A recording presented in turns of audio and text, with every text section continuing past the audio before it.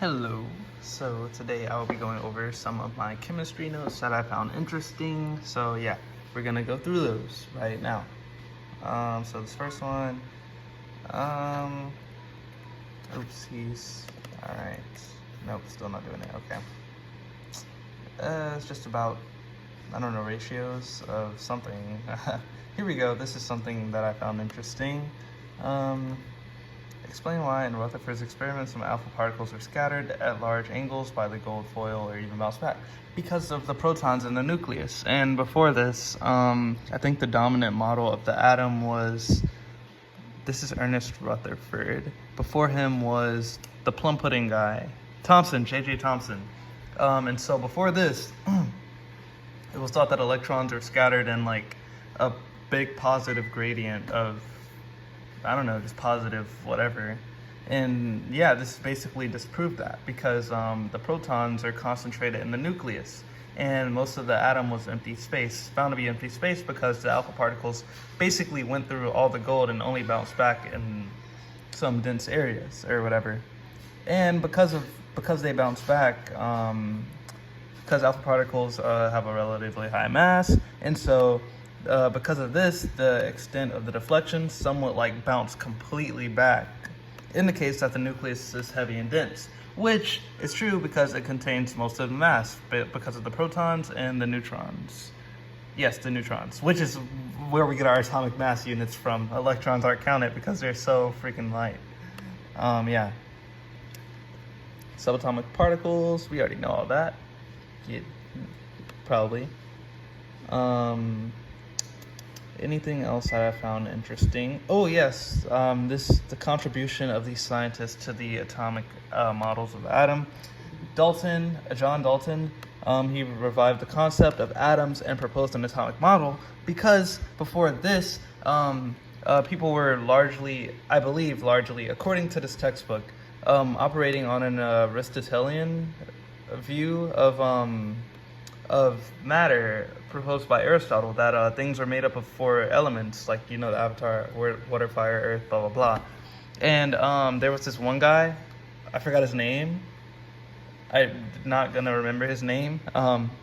He proposed that atoms were the like smallest, you know, unit of thing. There's as small as you can get. And he was just basically ignored because Aristotle's more popular. And so until then, it was the dominant way of thinking until Dalton came along and revived the concept by that one guy. Even though Dalton was still wrong about some things, we'll get down here. We'll get to that, I think, down here. But yeah, he revived the concept basically. Thomson, he developed the plum pudding model and found out that protons weigh more than electrons and are positively charged. He revised Dalton's atomic model, although he was still wrong. And then Rutherford found that the atom was mostly empty space, established a positive nucleus, and established that the nucleus carries most of the mass of the atom. And so this just goes over the model. So electrons were not a part of Dalton's model. Electrons are scattered throughout the positive mass of the matter in the atom. And Rutherford, the electrons are located out in space away from the central positive mass, which is actually closer than Niels Bohr would later get to like being to the truth, because electrons aren't necessarily, Bohr, we'll get there. We'll get to what Bohr thought. But yeah. And let's just go down. Explain why the atomic masses of elements are not whole numbers. I found this interesting. They're not whole numbers because of isotopes. Isotopes are different like versions of the elements because they contain a different amount of neutrons, not protons. If it's a different amount of protons, it would not be the element anymore. It would become the next element. So for example, if carbon gained a proton, it would not be carbon anymore, it'd become nitrogen. If nitrogen lost a proton, it would not be nitrogen anymore, it'll become carbon. But if nitrogen gained a neutron, then it would be some isotopic form of nitrogen. And yeah, pretty cool, pretty neat. And so when calculating atomic mass units, they're not whole numbers because they take into account all the various isotopes of a certain element, and then it takes the percentages in which they're found in nature, and then it adds all of them up together. And that's how we get the atomic mass for a certain element, which is why they are not exact whole numbers. This thing's cool. The isotopes given the hydrogen, protium, deuterium, and tritium. I'm not remembering that for some reason, but yeah. And then the rest of this was just some stuff on writing isotopes, blah blah blah blah blah blah. I forgot what it's called. Isotopic notation. So I think it's, I gotta remember this. I really do. I have a test soon. It's the element, and then you have the atomic mass on the top, and then you have the number of protons at the bottom, I think. Yes. Okay. And so, yeah. And then this was a little problem I did, and I wrote how you would solve it. Really simple stuff. I just haven't been doing my work because I've been putting it off. And then this, I love modern atomic theory. It's so interesting. So, what is an orbital? Okay, when I heard orbital, I thought of Niels Bohr and his model, like where they circle around the thing like planets. No, orbitals are not that. There are regions in space around the nucleus where there's a high probability of finding a given electron. Now you're probably like, wait, what do you mean high probability? Why do you have the high probability? Because we don't know exactly where they are. We're just like, an example, I am not remembering what the word is for, things. An analogy, I guess they use is clouds because it's kind of blurry to figure out where electrons are.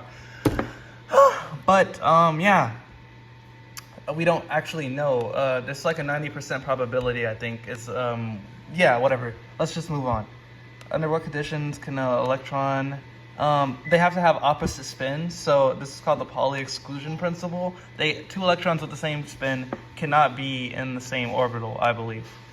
Valence electrons are boring. We all know about those. The ground state, lowest energy state. We all know about those. Okay, so I got this confused. Principal energy levels and then orbitals are two different things. You have one principal energy level, and the principal energy level has these sublevels or orbitals. So the first principal energy level has 1s, second 2s, 2p, third 3s, 3p, 3d, 4s, 4p, 4d, 4f, I believe. Go down.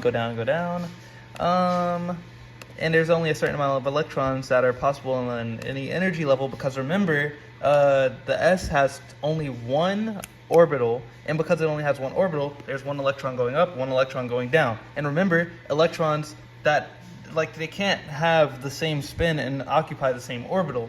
The P subshell or orbital has it has three. Wait, what? Sorry. What? I'm a little confused now. It has three basically, and so it could go up, down, up, down, up, down, which means that, yeah, I'm gonna stop talking because I'm a little confused now. So, this was just talking about the difference between an orbital and Bohr. I explained that earlier. Okay, this is what I found interesting. I am so cooked. Explain how and why Bohr's model of the atom was modified to include the cloud model of the atom. So I said it was modified because they realized Louis de Broglie realized that the electrons exhibit wave properties. Everything exhibits wave properties, but the electrons, it was more apparent because with things like me, you, baseball, bats, or whatever, the wave properties are too small to pick up on. But yeah, they found out that electrons do exhibit wave properties. And then Schrodinger, our boy Schrodinger's cat, that guy, he created a model that described electrons as waves, and using his model of wave mechanics, quantum mechanics, we can predict the probability of finding an electron in a given region, which is represented by a cloud to emphasize the fuzziness of the situation. This happened because although Bohr's model worked for lighter elements, it didn't work for heavier ones because the way Bohr conceptualized this model was just not right. Yeah, that was just talking about that, and I haven't answered the rest of the questions, but when I do, I might do a part 2. Who knows? But yeah, I just found this stuff interesting, just sharing some chemistry knowledge, drop some chemistry knowledge, and yeah, pretty cool.